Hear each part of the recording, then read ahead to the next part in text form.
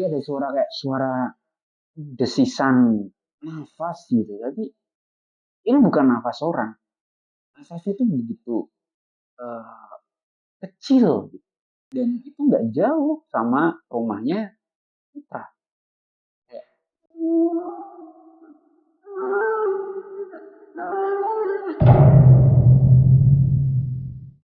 Assalamualaikum warahmatullahi wabarakatuh. Sugeng Rawo, Sugeng Rahayu semuanya. Semoga yang di rumah tetap sehat, selalu dilimpahkan rezekinya dan juga dalam perlindungan Allah Subhanahu wa Ta'ala. Kembali lagi di channel Aksara Karsa bersama saya Bala Karsa. Oke, kali ini kita dapat kiriman dari DM lagi ya. Kali ini DM Twitter berupa cerita, judulnya agak asing bagi saya gitu loh. Karena ini membahas apa ya? Ilmu hitam katanya.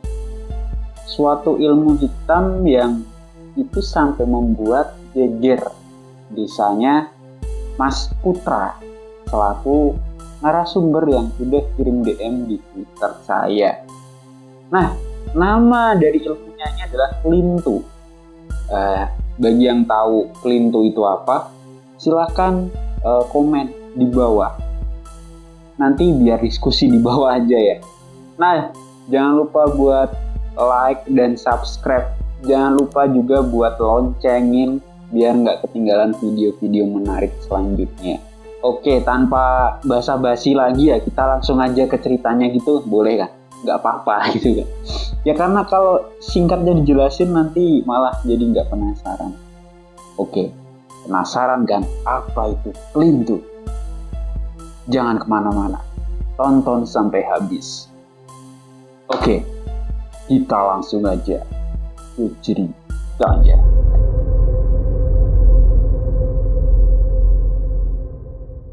Kita bermula di mana Mas Putra bersama kakaknya itu Rangga dan juga bapaknya bernama Pak Seno itu sedang berada di mobil hendak menuju ke tempat kakaknya Pak Seno. Dan Pak Seno ini punya kakak menjabat sebagai kades di suatu daerah. Nah, perjalanan memakan beberapa jam. Akhirnya sampai di tempatnya Pak Kades. Di sana Pak Kades sudah menunggu, berjabat tangan, bertanya kabar, dan sebagainya. Nah, Pak Kades ini punya anak, itu bernama Diah. Dan itu cukup akrab dengan Putra.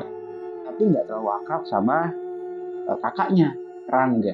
Nah, di situ mereka bertiga bermain, kan, meninggalkan Pak Seno gitu, dan Pak Kades itu mengobrol.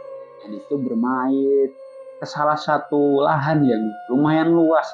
Lahan itu mungkin kira-kira 900 meter lebih. Di situ cuma ditumbuhi banyak semak belukar dan juga beberapa batu-batu yang tertata sangat rapi. Seperti ya sebuah bangunan yang ditinggalkan gitu ya. Sampai Putra ini mendengar suara yang cukup aneh gitu. Karena ini suara hewan, tapi aneh gitu. Dicarilah itu sumber suaranya di mana. Sampai ketika meraba-raba dari semak-semak belukar itu ya, yang ada di depannya Putra, itu dia melihat ada seekor sapi kecil itu, anak sapi, yang kakinya satu, jalannya pincang, itu berjalan menuju bangunan yang udah bener-bener itu rusak gitu. Cuma beberapa puing-puing aja yang tersisa. Sampai, Putra, kamu di mana nak?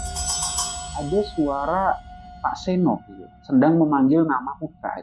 Akhirnya Putra nggak mungkin dan ngejar sapi kecil itu yang jalannya pincang menuju bangunan yang udah runtuh itu kan, yang udah benar-benar hanya berupa puing-puing itu. Kemudian Putra berjalan menuju ke arah bapaknya Pak Seno. Diajaklah Putra ini buat masuk. Rangga udah di dalam. Kemudian duduk, mereka disuruh makan sama Pak Kades gitu. Sambil Pak Kades ini sama Pak Seno ini ngobrol. Yang Putra dengar, Pak Kades ini menawarkan sebuah lahan kosong yang itu itu lumayan luas dan harganya sangat murah. Lahan ini udah lama banget nggak laku, bahkan hampir putus asa ini yang punya lahan. Nah, yang punya lahan itu disebutkan namanya Pak Muh gitu. Nanti kalau udah selesai istirahat atau besok pagi, Pak Kades ini berencana untuk mempertemukan Pak Seno sama Pak Muh. Sekalian nanti kita silaturahmi, ucap Pak Kades. Sampai semuanya udah selesai makan dan Pak Seno disuruh buat istirahat lah. Rangga dan juga Putra juga disuruh istirahat. Istirahatlah mereka. Bermalam di tempatnya Pak Kades. Pagi harinya, sesuai janji dari Pak Kades, Pak Kades ini mengajak ke Pak Seno dan juga beserta Putra dan juga Rangga, serta juga ngajak anaknya bernama Dia ini buat ke tempatnya Pak Muh. Nah, di sana itu nggak terlalu jauh ya tempatnya. Mungkin kisaran 5 menit udah sampailah di tempatnya Pak Muh. Pak Kades mengetuk pintu gitu kan. Assalamualaikum gitu kan. Nah, langsunglah dibuka pintu itu oleh Pak Muh. Berjabat tangan gitu kan sambil menanyakan apa keperluan dari Pak Kades. Kenapa sampai repot-repot ke tempat Pak Muh gitu kan. Padahal Pak Kades kan termasuk orang yang ya memegang wilayah di tempat itu gitu kan. Kenapa harus repot-repot ke tempat ini? Ada keperluan penting apa sampai ke tempatnya Pak Muh gitu kan. Pikir Pak Muh di situ. Nah, di situ Pak Muh kan akhirnya mempersilahkan masuk Pak Kades gitu kan. Nah, Putra sempat melihat gitu kan. Ada beberapa hal yang itu aneh gitu kan. Bukan dari dalam rumah tapi dari luar rumah. Kembali lagi Putra itu melihat. Putra melihat sapi. Anak sapi yang itu pincang gitu. Yang kakinya itu hilang separuh, hilang satu. Kemudian berjalan menuju bangunan di samping rumahnya Pak Muh. Sampailah itu Putra dipanggil sama Pak Seno. Put, masuk. Kamu jangan di luar. Ayo masuk. Gak sopan kamu. Salim dulu sama itu Pak Muh. Salim lah. Jabat tangan lah. Putra sama Pak Muh. Terus akhirnya Putra duduk mendengarkan beberapa obrolan dari 3 orang tua itu. Kemudian Pak Kades memulai obrolan dengan menanyakan apakah lahannya yang sempat ingin dijual sama Pak Muh ini masih ingin dijual. Nah, di situ Pak Muh langsung senang gitu kan. Wah, kok Bapak menanyakan hal seperti ini? Saya udah lama Pak cari pembeli tapi nggak dapat gitu kan, ucap Pak Muh. Nah, Pak Kades langsung senyum sumringah gitu kan. Nah, di situ langsung dikenalkanlah adiknya bernama Pak Seno ini gitu. Dan Pak Seno ini sepertinya ingin membeli lahan yang dimiliki oleh Pak Muh. Di situ Pak Muh langsung seneng. Soalnya udah lama kan, lahan lama dijual-jual tapi nggak laku-laku. Akhirnya ada pembeli. Gitu kan. Tapi di situ Pak Seno awalnya ya, Pak Seno kan seperti apa ya, basa-basi dulu. Wah, sebenarnya saya nggak punya uang banyak gitu kan, ucap Pak Seno. Ya kalau dijual ya nanti saya lihat tempatnya dulu. Nah, akhirnya Pak Muh ini mengantarkanlah Pak Seno dan semua yang ada di situ itu buat melihat tempatnya sambil membawa sabit untuk membersihkan belukar-belukar yang itu ada di tempat lahan itu. Sampailah mereka di lahan itu kan, berjalan sekitar ya 1 menit 2 menit udah sampai kan, deket banget. Di situ dilihat, wah luas banget lahannya. Ada beberapa pohon karet juga yang itu tertanam di situ. Beberapa pohon yang besar-besar juga ada. Cuma di situ Pak Muh nggak mempermasalahkan pohonnya itu nggak dijual. Itu nanti udah langsung lah kalau Pak Seno berniat mau membeli, maka semua pohon yang ada di sini itu udah haknya dari Pak Seno. Gitu. Ucap dari Pak Muh. Kemudian tawar-menawar harga ini mulai terjadi antara Pak Kades, Pak Muh, dan juga Pak Seno selaku yang mau membeli tanahnya Pak Muh. Akhirnya dalam kisaran waktu 15 menit lebih itu terjadi kesepakatan harga. Akhirnya terjual lahan dari Pak Muh ini ke Pak Seno. Serah terima pun terjadi juga waktu itu. Putra sempat mendengar, oh Bapak beli tanah ini. Tapi yakin Bapak mau beli tanah ini? Gitu. Pikir Putra. Karena Putra sempat melihat hal-hal aneh. Ya karena Putra ini sedikit memiliki kelebihan. Di mana ia bisa merasakan aura-aura yang gak enak di suatu tempat. Dan Putra menilai bahwa tempat yang dibeli sama bapaknya ini cukup kurang baik. Karena beberapa aura-aura buruk itu cukup menyesakkan dadanya Putra gitu. Nah, tapi mau gimana lagi kan? Karena itu udah keputusan dari bapaknya Pak Seno, maka Putra sebagai anak hanya nurut. Kakaknya juga hanya diam, bukan karena kakaknya nggak tahu apa-apa. Nah, di situ setelah selesai kesepakatan ya kan, jual beli udah terlaksana, gitu. Penyerahan juga udah terlaksana, pamitan sama Pak Muh. Nah, tiba-tiba itu ada gadis kecil itu yang tiba-tiba datang dan manggil Pak Muh ini sebagai bapak gitu. Nah, ternyata ini adalah anaknya Pak Muh bernama Mira. Kemudian Mira dikenalkanlah sama Pak Seno dan juga Putra dan juga Rangga tentunya. Situ akrabnya malah sama Rangga. Padahal Rangga ini terkenal cuek, tapi entah kenapa ketika dikenalkan sama Mira ini, Rangga nampak ya suka berbicara, padahal irit sekali buat ngomong, kata Putra. Kakaknya ini sangat irit ngomong, kata Putra seperti itu. Nah, di situ akhirnya Pak Muh itu mengajak Pak Kades dan juga Pak Seno buat masuk. Putra akhirnya bermain dengan dia, dengan Mira dan juga dengan kakaknya Rangga di area lahan yang itu udah dibeli sama bapaknya Putra. Kembali lagi, Putra itu melihat anak sapi yang kakinya hilang satu, pincang jalan, dan itu berjalan menuju suatu reruntuhan. Ya udah puing-puing bangunan, sama seperti yang Putra lihat ketika pertama kali itu main-main dan nyasar di situ. Kok aku lihat sapi kecil itu terus ya?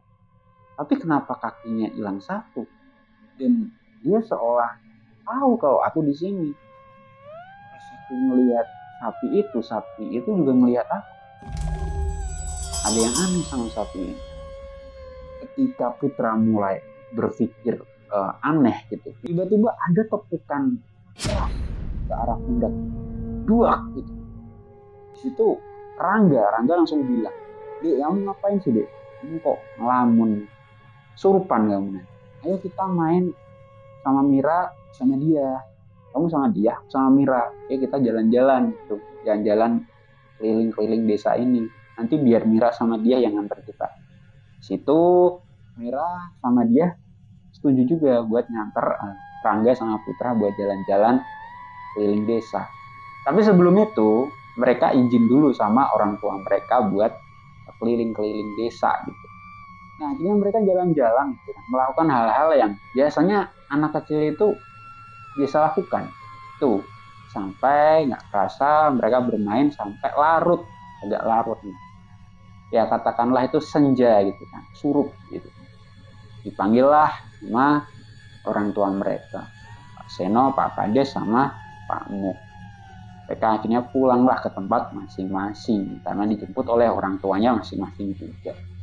Nah, di situ karena Pak Seno nggak punya rumah di daerah itu ya, karena emang rumahnya itu dulu satu atap sama Pak Kades ya, karena rumah Pak Kades itu dulunya rumah orang tuanya mereka berdua, hanya menginap di tempatnya Pak Kades. Malamnya ketika makan malam itu sempat juga ada obrolan dari Pak Seno sama Pak Kades, itu didengar sama Putra bahwa Pak Seno ini ingin membangun ya rumah kecil lah gitu di lahan itu. ya supaya nggak ngerepotin Pak Kades gitu. Nah, Pak Kades di situ berniat ingin membantu. Nanti akan mengumpulkan beberapa warga desa untuk membantu pembangunan rumah yang akan jadi rumahnya Pak Seno, adiknya Pak Kades ini. Itu Putra seneng, wah punya rumah nih di sini ya. Rumahku jadi 2 gitu. Ya, Putra itu kan bicara seperti itu karena bukan tanpa sebab gitu. Karena dulu Pak Seno itu setahu Putra itu kan menikah dengan ibunya yang itu orang luar desa, daerahnya beda, cukup jauh, dan dapat warisan berupa rumah. Tapi sayangnya ibunya udah meninggal dan rumah itu sekarang cuma ditinggali 3 orang, Rangga, Pak Seno, sama Putra. Ya karena punya 2 rumah gitu kan, punya 2 rumah, yang satu tuh rumahnya itu rumah dari ibunya Putra, rumah warisan dari orang tuanya ibunya Putra. Dan Pak Seno berniat untuk menjualnya dan pindah ke desanya lagi karena di sana udah nggak ada saudara sama sekali. Bingung juga kalau ada apa-apa, misalnya jika Pak Seno lagi ada kerjaan di luar kota itu dan harus meninggalkan kedua anaknya, kasihan gitu, nggak ada yang ngurus. Makanya Seno memilih untuk pindah lagi itu kan, kembali lagi ke desanya. Itu selang 1 bulan akhirnya pembangunan dari rumah Pak Seno ini mulai dilakukan. 1 minggu, 2 minggu, 3 minggu, sampai menginjak 2 bulan, akhirnya rumah ini jadi. Nah di situ Putra pernah bermain sama dia, Mira dan juga kakaknya Rangga. Dia sambil sesekali itu melihat para warga desa yang bantuin buat bangun rumah dari Pak Seno gitu kan, ayahnya. Nah di situ selesailah di waktu 2 bulan itu rumah yang ya nggak terlalu gede lah, nggak terlalu besar, rumah yang layak huni buat mereka bertiga. Akhirnya hari pertama mulailah tasyakuran buat pindahan rumah. Tapi ada yang aneh. Aneh kenapa? Ketika prosesi pindahan itu, tasyakuran itu berlangsung, dia ada suara kayak suara desisan nafas gitu. Tapi ini bukan nafas orang, nafasnya itu begitu kecil dan itu nggak jauh sama rumahnya Putra.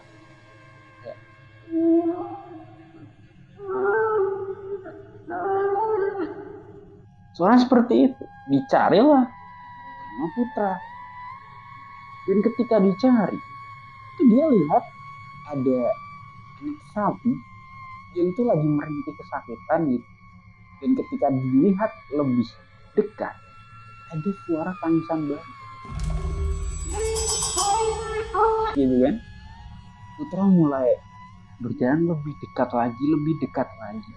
Cahaya itu cuma remang ya, lampunya cuma lampu neon gitu kan, lampu yang itu kuning gitu. Dan ketika udah bener-bener dekat dan ada suara bayi itu, Putra langsung meringis ketakutan, gak percaya apa yang Putra lihat. Gak bisa bayangin. Di situ anak sapi itu merintih kesakitan karena perlahan demi perlahan itu perutnya kan dilembung gitu, besar gitu. Anak sapi tapi perutnya besar. Itu perlahan ada tangan yang keluar dari perutnya. Tangan yang kecil, seukuran tangan bayi. Kita masih melihat jelas banget, kita lihat itu. Lalu beberapa menit Putra nunggu masih ngelihat, Putra langsung pengen nangis karena ada bayi yang itu udah mukanya udah serem banget, mukanya udah kayak hampir busuk gitu. Tangannya udah banyak belatungnya gitu, keluar dari perut anak sapi yang itu kakinya itu hilang sakit. Itu langsung lari, udah nggak bisa lagi itu nahan. Putra nangis, langsung masuk. Mereka yang masih tasyakuran dalam rumah, kan warga-warga desa yang masih tasyakuran dalam rumah, itu langsung kaget kenapa Putra tiba-tiba masuk ke rumah terus nangis. Nangisnya kejer juga gitu. Di situ Pak Seno tanya, nak, kamu kenapa nak? Put, kamu kenapa Put? Ayo, kamu kok tiba-tiba nangis, kamu berantem sama kakakmu ya? Pak Seno awalnya mengira seperti itu. Tapi Rangga ada di samping Pak Seno. Gak mungkin kan? Tapi kenapa? Kenapa sampai Putra ini menangis begitu kencang gitu kan? Seno nampak khawatir. Nah, akhirnya ditenangkanlah Putra yang masih menangis gitu, dikasih minum gitu. Putra juga bingung tuh mau jelasin kayak gimana. Akhirnya karena didesak oleh bapaknya Pak Seno, akhirnya cerita bahwa dia melihat sosok anak sapi yang itu mengerikan gitu. Karena di dalam perutnya itu ada bayinya. Di situ Pak Seno hanya geleng-geleng kepala, seperti nggak percaya apa yang diucapin sama anaknya Putra. Tapi Pak Kades yang mendengar itu langsung merinding. Kayak raut wajahnya itu udah aneh gitu kan, kayak ketakutan. Langsung kan Pak Kades menghampiri, terus tanya sama Putra, Put, kamu beneran Put? Kamu lihat seperti itu Put? Kamu gak bohong kan? Pakmu juga sama, Pakmu langsung menghampiri Putra dan tanya hal serupa. Putra cuma ngangguk. Wah, di situ wajah dari Pakmu, bahkan seluruh warga desa, itu nampak begitu ketakutan. Kayak seperti ada yang disembunyikan tapi nggak mau diceritakan. Bahkan sempat beberapa kali Pak Seno ini bertanya, tapi nggak dijawab sama sekali sama Pak Kades. Bahkan dari semua orang yang ada di situ, mereka memilih diam. Akhirnya karena nggak ada jawaban, ya udah, tasyakuran dilanjutkan sampai selesai. Dan akhirnya semua warga desa, bahkan Pak Kades dan juga Pak Mu yang ikut dalam tasyakuran itu pamit pulang. Di situ hanya terselip kata-kata yang aneh. Putra pun juga merasakan, orang-orang nggak mau cerita ya, apa ada hal aneh di desa ini. Nah, di situ setelah semua pulang gitu kan, balik ke tempatnya masing-masing, karena emang masih melihat Putra yang masih sedikit meneteskan air mata, Putra diminta buat tidur sama Pak Seno. Rangga juga sama, disuruh tidur. Akhirnya mereka bertiga pun tidur di tempatnya masing-masing. Hari demi hari itu berjalan dengan normal. Gak ada sama sekali hal aneh. Putra pun juga udah mulai melupakan kejadian di mana ia melihat anak sapi yang mengeluarkan bayi yang menjijikan ya, cukup menjijikan sih. Bayi yang cukup menjijikan dan juga menyeramkan ketika dilihat oleh Putra. Bahkan minggu demi minggu sampai berganti bulan gitu kan, itu nggak ada halangan. Sampai Pak Seno sempat bergumam dan Putra ini mendengarkan gitu kan, Bapak ngomong apa ya, pikir dari Putra. Terus terdengarlah ucapan dari Pak Seno yang didengar oleh Putra. Wah, ini lahan tuh luas, kalau nggak dimanfaatkan itu sayang. Nah, besok aku mintalah beberapa orang buat datang membantuku ya buat membersihkan semak belukar ini. Siapa tahu bisa jadi lahan rezeki, jadi ladang lah, biar bisa aku tanam dan nggak nganggur. Nah, Putra yang dengarnya agak itu ya, agak bingung gitu kan. Apa iya bisa ya tempat seperti ini buat ladang gitu? Yang Putra tahu kan ladang ya harus tempat yang memang itu ya luas, bener ini luas, cuma rimbun gitu. Tempatnya itu rimbun, apakah bisa menjadi ladang gitu? Ya karena Putra masih kecil nggak mau mikir ribet gitu. Ditinggalkanlah Pak Seno yang masih memikirkan hal-hal yang orang dewasa itu pikirkan. Dan Putra kembali menjadi seperti anak-anak pada umumnya yang suka bermain. Hari berlalu, akhirnya beberapa orang datang ke tempatnya Pak Seno buat membersihkan beberapa semak belukar yang nantinya akan dijadikan ladang. Sampai beberapa hari itu pengerjaan akhirnya selesai lah dan dipacul sampai menjadi serupa ladang. Ya Pak Seno menanamnya dengan beberapa palawija dan juga tanaman-tanaman yang kiranya itu bisa dijual nanti. Nah, ketika Pak Seno ini berladang gitu kan, Rangga sama Putra ini bermain sama Mira dan juga dia di area ladang baru. Sampai itu mereka lupa waktu gitu kan. Pak Seno juga masih asik karena ya seneng gitu kan. Ladang baru, cobain gitu kan. Seneng karena punya ladang sendiri akhirnya. Nah, di situ nggak memperhatikan arah dari anak-anak itu bermain kemana. Sampai putranya agak bingung. Lah, Kak Rangga, Mira mana? Iya, Mira kemana? Tadi kayaknya di belakang kita. Dia, kamu tahu nggak Mira di mana? Dia cuma geleng-geleng kepala, nggak tahu.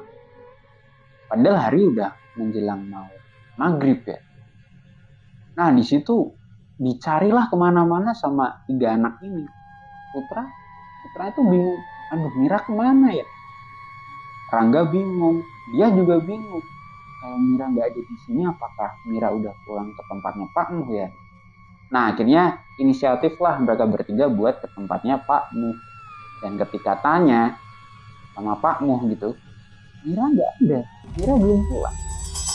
Akhirnya kan udah gelap kan, Pak Muh khawatir. Akhirnya tanya, kamu main di mana? Main di ladang baru, punyanya Pak Seno. Ucap dia. Rangga ngangguk, Putra juga ngangguk juga. Putra itu lihat kayak, Pak Muh kayaknya khawatir. Dan ada wajah ketakutan gitu kan. Di situ terpampang dengan jelas, Putra bisa lihat gitu. Bahkan orang awam bisa lihat kalau Pak Muh ini sangat khawatir, bahkan sangat ketakutan gitu. Di situ akhirnya kan Pak Muh ini meminta buat anak-anak itu pulang gitu. Ya, dia disuruh pulang ke tempatnya Pak Kades, terus Rangga dan Putra juga disuruh pulang ke tempatnya Pak Seno. Lah nanti Pak Muh ini mau ketemu sama beberapa orang di desa dan juga nanti ketemu sama Pak Kades buat nanti ya bantuin lah buat cari Mira. Karena Mira belum pulang, bahkan sampai udah gelap kayak gini. Nah mereka pulang lah, Putra bingung gini. Aku harus cari Mira lagi. Tapi ketika ada niatan seperti itu, nampak dari Rangga itu nggak ngizinin. Jangan dek, jangan. Ini udah gelap. Kita masih kecil, kita nggak bisa buat cari Mira sendirian. Tapi kamu tahu dek, Mira kemana? Putra geleng-geleng, nggak tahu. Ya karena Putra nggak tahu juga. Padahal Mira itu di belakang dia, di belakang Putra, tapi kok tiba-tiba nggak ada. Dan mereka bermain di area reruntuhan itu kan, puing-puing bangunan yang dekat ladang kan. Sampai akhirnya kalian pulang di tempat masing-masing. Dan itu ngadu juga sama Pak Seno. Itu kan menjelaskan Putra bahwa mereka itu bermain di bangunan yang udah puing-puing itu. Tapi Putra jelas dan yakin bahwa Mira itu masih di belakang dia, tapi tiba-tiba itu nggak ada. Akhirnya pun Pak Seno ya terkejut gitu kan. Pak Seno langsung lah ke tempat Pak Kades. Putra sama Rangga juga ngikutin dari belakang. Di situ ketika masuk ke tempatnya Pak Kades tuh, itu udah rame banyak orang gitu kan. Udah pada kumpul dan juga mendiskusikan nanti mau dicari langsung orang banyak-banyak tapi harus ngumpulin seluruh warga desa dulu. Akhirnya gitu kan, disuruhlah satu orang itu buat pukul kentongan oleh Pak Kades. Pak Seno pun duduk gitu kan dan tanya, gimana nanti kita nyarinya gimana mas gitu kan. Tanya sama Pak Kades, nanti kita kumpul warga desa dulu aja ya, terus kita baru nanti tempat yang puing-puing itu. Ucap Pak Kades. Pak Muh nggak bisa ngomong apa-apa lagi. Rasa khawatir ya sebagai orang tua itu udah terpancar jelas lah. Putra juga lihat ini orang tua kalau khawatir ya seperti ini gitu kan. Masih kecil tapi udah paham gitu kalau membedakan rasa khawatir dan lain-lain. Di situ suara kentongan pun terdengar gitu. Suara kentongan terdengar dipukul dengan tanda bahwa ada suatu bahaya di desa ini. Tanda bahaya ya Putra bisa tahu karena Pak Seno sempat ngomong bahwa kenapa ada tanda bahaya yang dibunyikan dengan kentongan gitu. Sempat juga tanya sama Pak Kades, awalnya nggak mau jawab ya, terus akhirnya juga didesak sama adiknya itu Pak Seno. Akhirnya Pak Kades ini mau ngomong bahwa desa ini setelah Pak Seno ini pergi, itu ada seseorang yang datang sebagai pendatang di desa ini. Kemudian dia itu melakukan suatu hal yang itu gak benar gitu. Melakukan suatu ilmu hitam. Puing-puing itu dari rumahnya itu kan. Ya karena emang orang gak punya. Makanya Pak Amin itu memberikan sedikit tanahnya untuk orang itu. Rumahnya gak gede, cukup kecil gitu kan karena emang sendirian. Tapi beberapa kali gitu, warga desa itu sering ya mempergoki beberapa orang aneh itu masuk ke rumah orang itu. Dan ketika warga itu mengintip dalam rumah ada apa, mereka sedang melakukan ritualnya. Ritual itu menyembelih perut sapi, anak sapi, kemudian dalamnya diisi bayi atau janin, dan barulah disadari bahwa itu adalah ilmu klinik. Akhirnya kan setelah mendapat penjelasan itu, Pak Seno kaget. Tapi katanya pendatang. Agak bingung Pak Seno kan. Dia ngomong sendiri. Kita dengar bapaknya mulai ngomong sendiri. Nah akhirnya setelah warga desa kumpul di depan rumahnya Pak Kades, dicarilah sambil memukul-mukul kentongan dan juga beberapa perabotan. Ya hampir mirip seperti jika ada anak hilang diculik oleh gombel atau genderuwo, itu kan pakai seperti itu ya, tanteng pakai kentongan atau alat dapur dan yang lain, hampir mirip juga. Setengah jam menyisir lokasi reruntuhan itu ya, menyisir puing-puing itu nggak ada sama sekali yang ditemukan, nihil. Sempat juga sampai 1 jam 2 jam mencari, bahkan hampir itu mendekati pagi mau subuh, tapi azan subuh belum berkumandang. Wah bingung nih kan, udah pasrah nih Pak Muh bahwa anakku benar-benar diculik sama Kelintu. Kayaknya kesempatan buat anak kembali itu susah gitu kan. Ucap Pak Muh ini secara pelan. Putra ini sempat dengar bahwa Pak Muh itu berbicara seperti itu. Nah, akhirnya kan karena Putra punya kelebihan ya, tapi nggak diomongin sama orang gitu. Putra ini coba buat jalan pelan-pelan ke arah puing-puing gitu. Nah di situ ada anak sapi yang itu jalan ke arahnya. Lalu Putra dengan baik-baik tanya, kamu tahu nggak Mira di mana? Kalau kamu tahu, tolong dong bantu cari. Aku nggak niat jahat kok, orang-orang desa nggak niat jahat kok, tapi tolong dong cariin Mira. Tapi kalau kamu yang nyembunyiin Mira, tolong balikin ya, yang kamu nyariin. Dia itu anak satu-satunya Pak Muh, ucap Putra. Nah seperti paham ya, sapi kecil ini, anak sapi ini, kalau sapi kecil ini berjalan menuju ke puing-puing yang itu agak masuk dalam semak belukar gitu. Dan itu berdiri di antara puing-puing yang udah rubuh. Terus di situ cuma bersuara seperti sapi kecil ya, anak sapi pada umumnya, terus sambil jilat-jilat dinding yang itu udah roboh. Nah di situ langsung teriak Putra, Pak, kesini Pak. Nah akhirnya kan beberapa warga karena suara teriakan dari Putra, datanglah mereka ke tempat Putra berteriak. Tuh Putra langsung nunjukin, coba Pak itu angkat itu puing-puing itu. Aneh tapi nyata. Ketika puing-puing itu diangkat, di situ udah ada Mira yang dengan pose seperti ini tuh tertidur. Langsung bapakmu itu langsung meluk Mira, gendong Mira sambil ngelus kepalanya Mira. Anakku, dan ya pokoknya seperti ya rasa khawatir yang terbayarkan karena anaknya ternyata nggak apa-apa.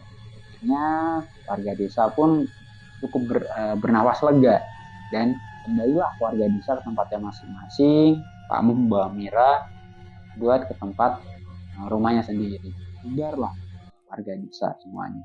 Di situ sebelum pergi, Pak Muh itu sempat berterima kasih sama Putra karena udah nunjukin putrinya itu gimana karena emang udah dicari beberapa jam ya, sampai berjam-jam itu nggak ketemu. Ternyata itu di bawah puing-puing gitu. Nah akhirnya pulanglah tempat masing-masing. Paginya Putra, Rangga, Pak Seno, Pak Mu, Mira diundang ke tempatnya Pak Kades buat acara makan-makan. Di situ ada obrolan-obrolan yang cukup berat didengar oleh Putra, dimana membahas tentang kelintu dan Pak Mu intinya berterima kasih sama Pak Seno ya, karena anaknya udah menunjukkan di mana Mira itu sembunyikan gitu kan, atau Mira itu di mana nggak ketemu, ternyata di bawah puing-puing. Tapi ketika Pak Mu masih muji-muji anaknya Pak Seno, maksudnya si Putra, Putra langsung datang. Putra bilang, Pak Mu, maaf Pak Mu, saya sebenarnya nggak nolong apa-apa. Saya tuh tanya sama sapi, anak sapi. Terus anak sapi itu yang nunjukin di mana Mira. Nah, anak sapi yang sebenarnya ngasih tahu aku bahwa Mira itu di bawah puing-puing. Nah, disitulah baru ketahuan bahwa kelintu di daerah itu yang katanya itu berbahaya, ternyata ya nggak seberbahaya atau nggak semenyeramkan yang warga-warga desa lihat. Ya mungkin itu hanyalah sebuah salah dalam persepsi.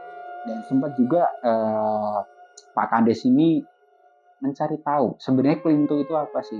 Kelintu sebenarnya tuh hampir mirip seperti katakanlah Batara Karang atau enggak leak.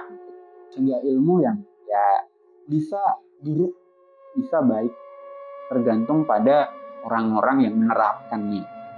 Tapi memang ritualnya yang itu ritual yang nggak benar, karena harus memasukkan janin bayi ke dalam perut, dimana nanti anak sapi yang ada janinnya itu akan dipuja menjadi pemujaan dan sebagai tumbal tua. Nah, orang yang ilmu kelintu itu desa itu sebenarnya bukan orang yang jahat gitu, karena tidak pernah menumbalkan warga desa atau mengajak warga desa untuk ikut dalam sektenya. Ya, seperti beroperasi untuk kepentingannya sendiri. Tapi baik dan buruk kan sebenarnya pilihan ya. Kita nggak bisa menjudge apapun. Nah, itu tadi cerita dari Mas Putra ya mengenai kelintu. Oke, kita bahas dulu kelintu. Setelah kita dengar tadi kelintu seperti itu ya wujudnya sapi, anak sapi bertanduk kecil gitu kan. Terus perutnya itu ada janinnya. Dan katanya itu adalah wujud yang dipakai orang yang ilmu kelintu. Saya jadi teringat leak Bali kan ada yang wujudnya ayam, ada yang wujudnya ini dan itu gitu. Ya serupa tapi nggak sama, nggak beda lah. Mungkin terlihat serupa seperti ilmunya tapi beda, tetap beda. Kan beda daerah juga. Dan kelintu ini termasuk ikonik karena emang cuma ada di Jawa Tengah. Cuma Mas Putra ketika saya tanya daerahnya mana, cuma ngasih clue bahwa itu di daerah sekitar lereng Slamet. Wah, cukup menarik sih itu. Nah itulah sekelumit tadi kisah tentang cerita di DM ya, yang Mas Putra bagikan di DM Twitter yang menceritakan tentang ilmu hitam bernama kelintu. Nah, nanti kalau kurang lengkapnya kita akan bahas di Twitter setelah ini gitu, mungkin ya. Jangan kemana-mana pokoknya. Nah, sebelum itu gitu kan, sedikit jawab kan kelintu itu apa. Sebelum itu jangan lupa penuhi komentar. Bagi yang paham kelintu itu apa, silakan tulis di komentar. Jangan lupa like, jangan lupa buat subscribe juga biar channel ini semakin berkembang, semakin rame gitu. Jangan lupa loncengin biar nggak ketinggalan video-video menarik selanjutnya. Dan jangan lupa buat share sebanyak-banyaknya agar channel ini semakin rame, semakin berkembang dan semakin bisa untuk menyebarkan cerita-cerita itu yang menghibur. Ketika orang udah lelah, capek itu, wah mampir aja ke channel Aksara Karsa. Biar nanti dapat cerita-cerita menarik yang bisa dijadikan hiburan. Oke, matur nuwun. Hanya itu saja yang bisa saya sampaikan untuk video kali ini. Jazakumullah khairan. Akhirul kalam, wassalamualaikum warahmatullahi wabarakatuh. Sampai jumpa di video selanjutnya. See you.